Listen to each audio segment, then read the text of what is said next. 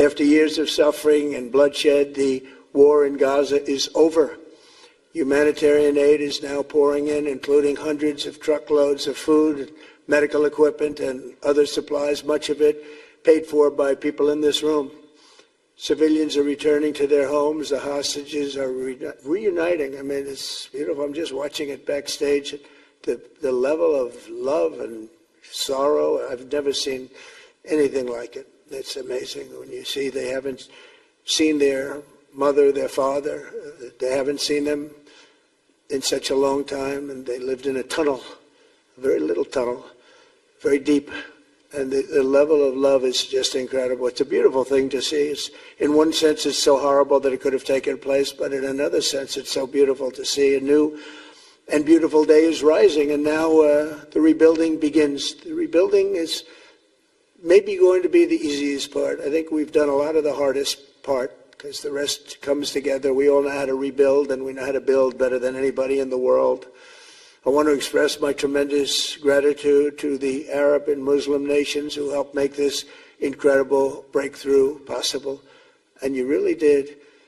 To President El-Sisi of Egypt, who is so generously hosting us today. And I want to thank you for the outstanding job your country is doing in so many different ways, and for helping us so much with this peace agreement. I also want to thank the President for the escort of 6 fighter jets. Oh, we looked out the window, we said, I hope they're friendly, and they turned out to be very friendly. But we had 3 on each side, and they are beauties right out of the great, really American manufacturing hub. We make the greatest military equipment in the world. We have the strongest military in the world by far. And I knew exactly what those planes were, and I knew exactly how much you paid for those planes, too. You paid a lot, but you got a pretty good deal. And they are great planes, and we just appreciate it. That was quite an escort in. That was very impressive. But Air Force One was really, it was covered with Egyptian desert just a few months ago. If you think about it, just a few months ago it was Egyptian desert, and now it was just a few feet off our window. And it was a spectacular sight, and I appreciate it very much. Really, that was pretty good. You got our people by surprise. I don't know if they were thrilled right at the beginning, but they were thrilled as we sailed along very, very calmly and safely. And I'm deeply honored to receive from you, Egypt's highest state honor, the Order of the Nile. The Nile is so beautiful, so magnificent. It's such a beautiful title, the Order of the Nile. Thank you very much, Mr. President. Appreciate it. Great honor. I also want to give a very special thanks to the Emir of Qatar, a man who's outstanding. He's been a friend of mine for a long time, long before politics, and he's a fantastically respected man. His Highness Sheikh Tamim is respected by everybody. He's respected by everybody, and in the most positive way, not only because of power, because of his heart. He's got a tremendous heart. And he's a great leader, and his country loves him. Thank you very much for being here. It's an honor. Let me also express our condolences to the Qataris on the tragic car crash that claimed the lives of your cherished diplomats, some of whom were known by our people, and they were supposed to be incredible people. So please extend our sorrow and best wishes. That was tough. That was really tough. On this extraordinary occasion, I also want to give our sincere thanks to President Erdogan of Turkey. He's always there when I need him. He's such a tough guy. He is tough as you can be, but we love him. And when they have a problem with you, they always call me to handle it. And usually I come through. We just have a good relationship, and we have from the beginning. And so I want to thank you very much and say hello to your wife, your beautiful wife. And it's great to be with you. Always there. When I need him, he's always there. Thank you very much, Mr. President. And I also want to thank, I just spoke to him on the phone, His Royal Highness Crown Prince Mohammed, Saudi Arabia, a special friend of mine. Boy, he's come so long and so far, and he's doing a fantastic job for his country. And I want to just thank him. And, His Highness Sheikh Mohammed of the United Arab Emirates is here. Where? He's here someplace. Well, he's not here, but he's here in spirit, I can tell you that. And he's been another one. He's been absolutely incredible, and we appreciate it very much. And His Majesty King Abdullah of Jordan, and thank you very much, King Abdul of Jordan. He's here. Thank you. Thank you. Thank you very much. And you really have been a great helper. We appreciate it. Appreciate it. Prime Minister Sharif of Pakistan, and also I have to say my favorite Field Marshal from Pakistan, who's not here, but the Prime Minister is here, and you're going to give his regards. Where are you? There you go. Thank you very much. Do you want to say what you said to me the other day? Come. Would you like to say what you said the other day? I think it was so nice. Please. Thank you very much, my dear President Trump, my dear brother President Fath el-Sisi of Egypt, Majesties, Highnesses, Excellencies, ladies and gentlemen, Assalamu alaikum, and a very good evening. Well, I would say today is one of the greatest days in contemporary history, because peace has been achieved after untiring efforts led by President Trump, who is genuinely a man of peace, who has relentlessly and untiringly worked throughout these months, day in and day out, to make this world a place to live with peace and prosperity. I would say that Pakistan had nominated President Donald Trump for Nobel Peace Prize for his outstanding, extraordinary contributions to first stop war between India and Pakistan, and then achieve ceasefire along with his very wonderful team. And today, again, I would like to nominate this great president for Nobel Peace Prize, because I genuinely feel that he is the most genuine and most wonderful candidate for Peace Prize, because he has brought not only peace in South Asia, saved millions of people, their lives, and today, here in Sharm el-Sheikh, achieving peace in Gaza is saving millions of lives in the Middle East. Mr. President, I would like to salute you for your exemplary leadership, visionary leadership, and I think that you are the man this world needed most at this point in time. World would always remember you as a man who did everything, went out of the way to stop 7 and today 8 wars. I would like to thank my very dear brother, Sheikh Tamim.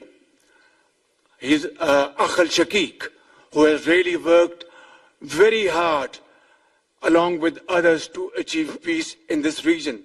My very dear brother, President Tayyip Erdogan, His Majesty, King Abdullah, and of course my very dear brother, Mohammed bin Zayed of UAE, and of course my very dear brother, Crown Prince of Saudi Arabia.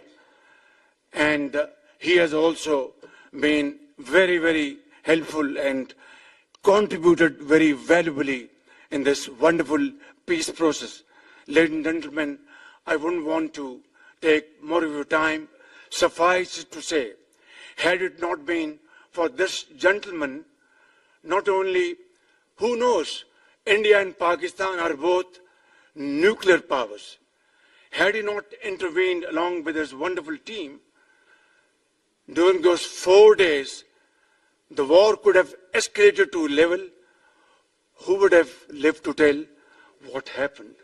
And similarly, here in this part of the world, in the Middle East, Mr. President, your valuable contribution along with President Sisi, I think history will remember in golden words.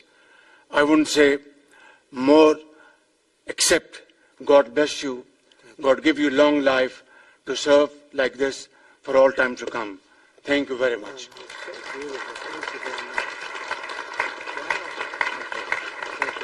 Very kind.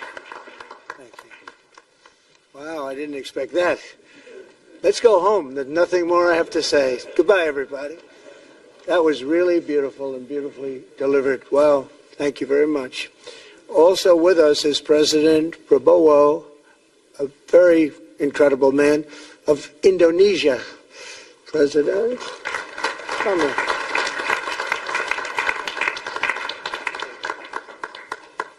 Great job. President Abbas of the Palestinian Authority. See, we have them all. We have them all. Good. Great. It's good to have you. And so many others. I really have a list here. This first 3 rows and what's standing behind me, I don't know why they chose to stand, but that's there. They're going to be very famous tomorrow also. We have the Arab League is represented by His Excellency, and thank you very much for being here. Thank you very much. We have Armenia, and Azerbaijan. That's a little war that we stopped. That's a little war. There they are. Look at them. They're sitting. When I met with them, it was in the Oval Office. They fought for like 31 years or some crazy number. And they had one sitting on that side of the Oval Office, one sitting. By the time we finished in 1 hour, they were both hugging each other. And now they're friends and they're getting along great. Look at it. So I want to thank you both. That's incredible. Really incredible. So you have Armenia and you have Bahrain, you have Canada. It's so great to have, in fact, the president called and he wanted to know if it's worthwhile. He knew exactly what it was. He knew the importance. Where's Canada, by the way? Where are you? Where are you? He knew the importance of this. He said, I want to be there. So many people have done that. They called. I mean, they heard about it. And these are not people that can do that very easily. They have pretty big schedules to put it in mind. The most powerful people. And I appreciate you being here very much, Mr. President. Fantastic. Fantastic. And Cyprus, Egypt, the European Union, it's a lot of countries. France, thank you very much, Emmanuel. I would imagine Emmanuel standing someplace behind me. Where is he? I can't believe it. You're taking a low-key approach today. He's my friend. That's great. Good job. Thank you very much, Emmanuel. Germany, the new Chancellor of Germany he's easy to spot because he's very tall and he's very smart and he's doing a fantastic job for his country. Appreciate it very much. And congratulations, a big election. That was a big one. That was going to change things. Greece, we have Greece. We have Hungary. Oh, Victor, where's Victor? Victor. We love Victor. Victor, I call him. You know, I put the little accent on it. You are fantastic, all right? I know a lot of people don't agree with me, but I'm the only one that matters. You are fantastic. He's a great leader. I endorsed him the last election he had, and he won by 28 points. So you're going to do even better this time. You have another election, and you're going to do great, and we appreciate it. And we're behind you 100%. That's Hungary. India is a great country with a very good friend of mine at the top, and he's just done a fantastic job. And I think that Pakistan and India are going to live very nicely together, right? That's not a very, they are. And they're two great, I'd say, leaders, great leaders as far as I'm concerned. Indonesia, we covered, and I just want to say that that's a big country, a powerful country. It does unbelievably well, and it's great to have you. Iraq, we have Iraq with lots of oil. They have so much oil, they don't know what to do with it. That's a big problem when you have so much, you have no idea what to do with it. So thank you very much thank you very much. Italy, we have a young woman who's, I'm not allowed to say it because usually it's the end of your political career if you say it. She's a beautiful young woman. Now, if you use the word beautiful in the United States about a woman, that's the end of your political career, but I'll take my chances. Where is she? There she is. You don't mind being called beautiful, right? Because you are. Thank you very much for coming. We appreciate it. She wanted to be here, and she's incredible, and they really respect her in Italy. She's a very successful politician. We have Norway. Oh, Norway. Norway. What happened, Norway? What happened? Where's Norway? Where is he? We have Johnny. We're going to the World Cup. I can tell you that. Where's Norway? I don't think he wants to stand. Oh, he's back there. Well, we have Norway. Oman. Again, we have Paraguay. We have really fantastic representative from Saudi Arabia. Thank you very much. I'll tell you what, and this time we'll get you the best seat. He always gets the best seat. He deserves the best seat. But what a great place it is. Spain. Where's Spain? Are you guys working on him with respect to the GDP? We'll get close. We'll get close. But fantastic job you're doing. And UAE, which is great. United Kingdom. Where's the United Kingdom? Where's our friend? Come here. Is everything going good? Very good. That's very nice that you're here. These people all came in like 20-minute notice. And I think it's fantastic. And we have so many others, and just so many others. And it's such a compliment to what we're doing, because what we've done is something very unique and very special. So it's perhaps the wealthiest and most powerful group of nations ever assembled at one time, which is a big thing. We have achieved together in recent days a change that really is historic, and it's going to be remembered forever. And I want to thank the American team for their amazing work, and I want to thank, I think he'll go down as the greatest Secretary of State in the history of our country. I really believe that, Marco, or I wouldn't say it. Marco Rubio, I wouldn't say it. Maybe I would. You're doing a great job. I'll tell you, he's on course to do it. We've done a lot of work in 9 months. We've done a lot of work. I say that, 1 year ago, a little more, but 1 year ago, America, the United States of America was it was a dead country. The king told me, and I used that, he said, sir, 1 year ago it was a dead country. Today you have the hottest country anywhere in the world, and it is. It's the hottest country. So many investors are here. We have over $17 trillion being invested in the United States, which is a record that nobody has ever beaten. I don't think anybody will. And we still have 4 months to go before it's a year. So in 8 months, we have over 17 trillion. We're actually very close to $18 trillion. There's never been, as an example, the previous administration had less than $1 trillion over 4 years. We have, we're close to breaking $18 trillion in 8 months. That's pretty amazing. No country's ever done that. I want to also thank Special Envoy Steve Witkoff and my son-in-law and a great guy, Jared Kushner. And I even have my daughter here, Ivanka. Ivanka, please stand up. Ivanka's here. Wow. Thank you. Thank you, Ivanka. We have a great team, and we have, as you know, General Raisin Kane. We have John Radcliffe. We have Tom Barrack. We have really a lot of good talent. We have Pete Hegseth, who's now Department of War as opposed to Department of Defense. We made a little change. Somehow I like the name better, so do you, so do a lot of people. But the momentous breakthrough that we're here to celebrate tonight is more than the end of the war in Gaza. It's with God's help, it'll be the new beginning for an entire beautiful Middle East.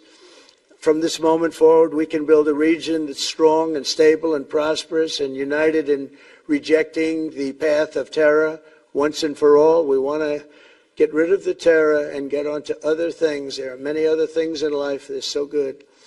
The final sprint to this deal began less than 3 weeks ago on the sidelines of the United Nations in New York. I met with many of the people in this room, and it all just started coming together. I've known so many of you for so long. You're friends of mine. You're great people. I have a couple I don't like in particular, but I won't tell you who. I have actually a few of them I don't like at all, but you'll never find out who they are. Well, maybe you will, come to think of it. But I have most of you who I like a lot, and I respect a lot. Maybe that's more important. We listened, and we exchanged ideas, and we kept pushing forward until the job was done, and the first steps to peace are always the hardest. And today we've taken them, and we've put them all together, and we've come up with this beautiful mix like nobody thought was possible. And as you know, I've just come from Israel. It was an amazing day to watch the hostages come in, and to watch all of the other things and do all of the other things that we did. And like all of us here this evening, the Israeli people are overjoyed that the war has ended. Many of you have had dancing in the streets. They had dancing in the streets. And they've been dancing for weeks now once they heard about this and they heard that it was even a possibility.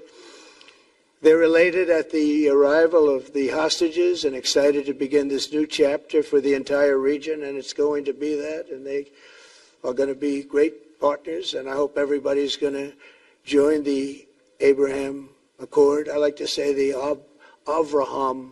I love Avraham, but somehow it doesn't sound as good when I say it as it does when some of my other friends say it who are from the region. But we're going to get a lot of people joining the Abraham Accords. We have the 4 great nations that did it early on, and they stayed with it. And then you had the Biden administration, which is the worst administration in the history of our country, and obviously they did nothing on that and anything else. And so it stayed at 4, and now a lot of people, even today, they're talking about all joining up. So many people have talked to me about that, and it's going to be a great tribute to really the United States. I mean, the United States has worked very hard in the Middle East, so it would be a tribute to us and to Jared and to Steve and to all of the people, Marco, all of the people that have worked so hard on that. And it really is going to it's going to guarantee that it all stays together. You're going to do well, because the 4 nations do very well. I mean, they do extremely, as they're wealthy, but they're a lot wealthier because of it. So I hope everybody's now joining up. Now we have no excuses. We don't have a Gaza, and we don't have an Iran as an excuse. That was a good excuse, but we don't have that anymore. All the momentum now is toward a great, glorious, and lasting peace. And our commitment to fulfilling the 20-point plan we developed together will be the crucial foundation for achieving that bright future. And it's being worked on right now as we speak. And we're actually in stage 3 and 4. It's not going to be, just divided down so simply. We can be long advanced on some of the things that we say we're going to do.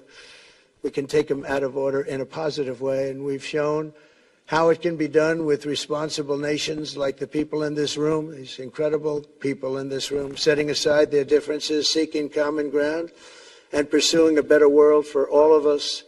In that spirit, it's my dream that we all get together and enjoy our life. And we're going to put some of you on the Board of Peace.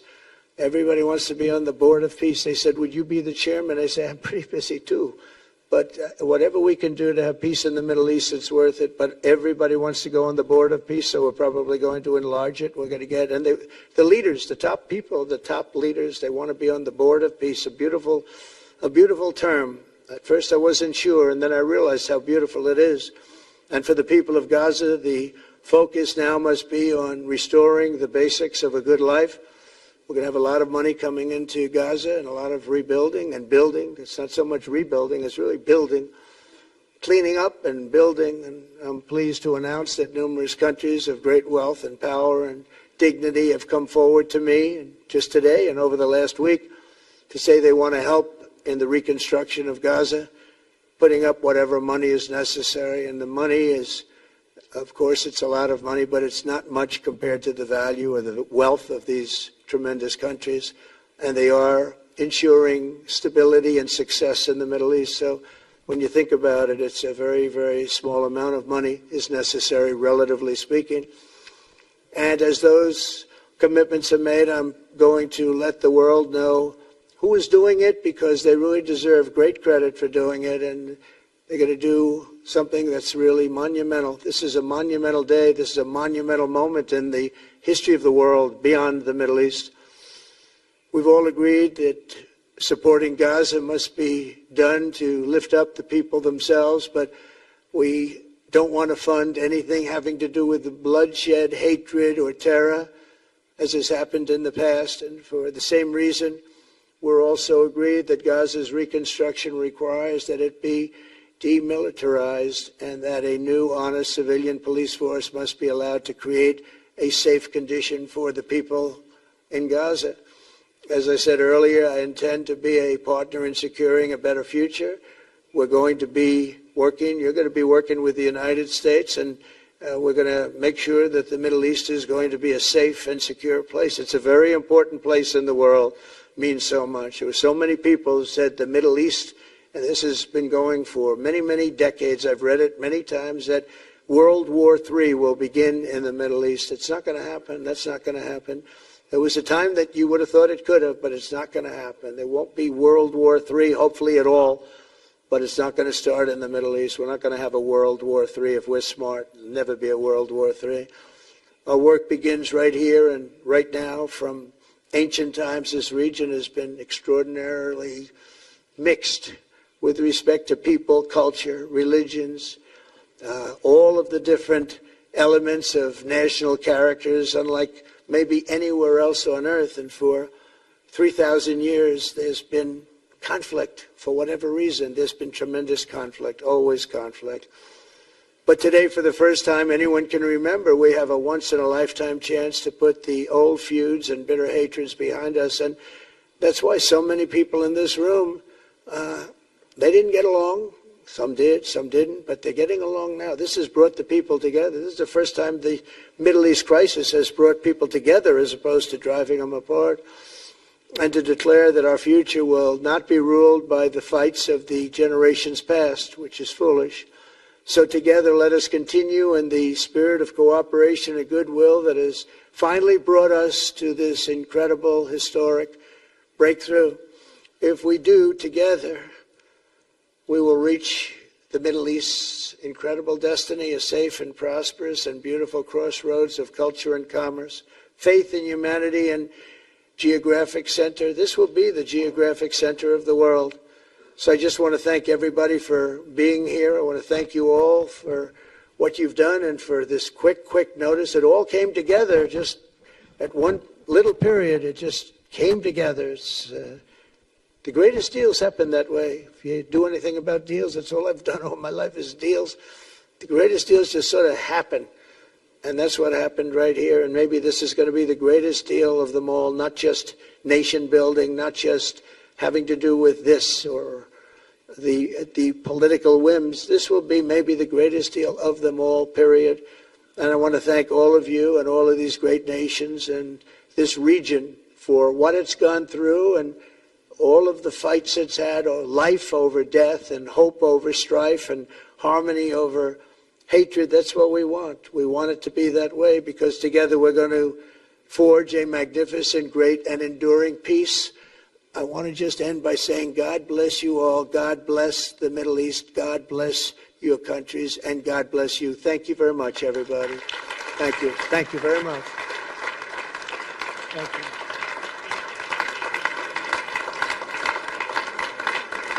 Thank you very much. So if we could ask the media to leave, and we're going to have a little conversation with all of these great leaders, which will take 5 minutes, and we'll just talk for a couple of minutes. But if we could ask the media to leave, would be great. Thank you very much. Thank you. Thank you. Thanks. So you going back? I'll go back to Mexico. I'm glad you upgraded me to president. Oh, did I say? It's good. I started. You said inside. Goodbye. Take care. Goodbye. Prime Minister. I will be in Washington in 8th of November. Goodbye. God bless. Mr. President, So thank you, everybody. So to the leaders, I just want to thank you very much for being here. We'll be meeting again. We're going to be drawing some names. If you want to get involved on the Board of Peace, you'll let us know.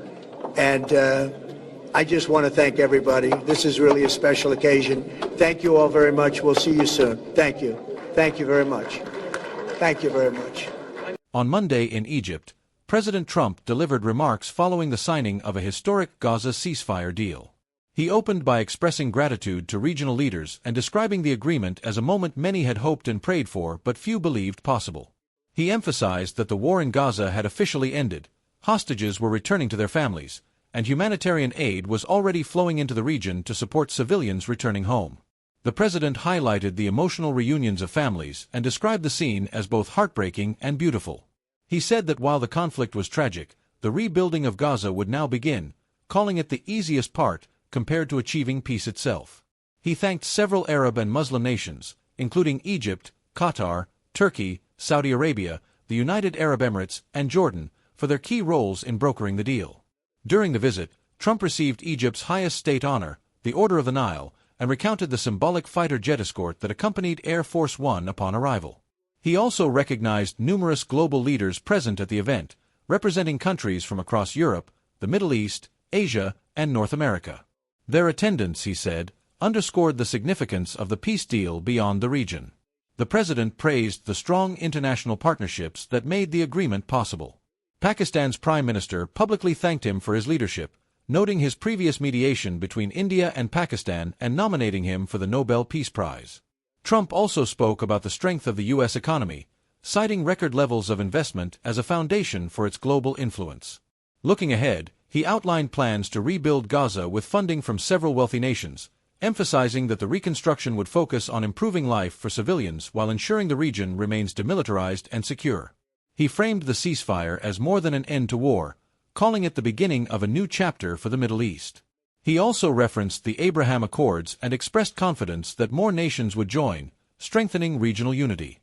The president urged leaders to put aside old divisions and seize the opportunity for a lasting peace. He announced the formation of a Board of Peace that would bring together world leaders to support this new vision. In closing, he described the moment as monumental not only for Gaza and the Middle East but for the world, calling it a once-in-a-lifetime chance to build a future defined by cooperation rather than conflict. He ended by thanking the assembled leaders and affirming his commitment to ensuring that the region remains stable, prosperous, and secure.